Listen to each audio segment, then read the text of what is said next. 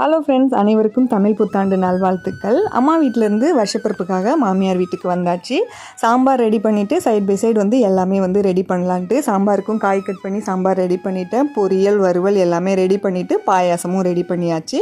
பாயாசம்லாம் ready பண்ணி வச்சுட்டு கடைசியாக வடை போட்டுக்கலான்னு கிரைண்டரில் மாவு போட்டு விட்டுட்டேன். வடைக்கு நம்ம இந்த அளவுக்கு நல்லா நைஸாக ரொம்ப தண்ணி ஊற்றி அரைச்சிடாமல் லைட்டாக தண்ணி தெளித்து அரைச்சிட்டோம் அப்படின்னா சூப்பராக வடை வரும். ரொம்ப தண்ணி ஊற்றிட்டோம் அப்படின்னா வடை நல்லா வராது. கடைசியாக மிளகு, ஜீரகம்லாம் போட்டு அது கூட வெங்காயம், பச்சை மிளகா, கருவேப்பிலை, கொத்தமல்லி எல்லாம் போட்டு நல்லா மாவு மிக்ஸ் பண்ணிவிட்டு வடைக்கு இந்த கன்சிஸ்டன்சிக்கு இருக்கணும். இந்த மாதிரி இருந்துச்சு அப்படின்னா கரெக்டான கன்சிஸ்டன்சி.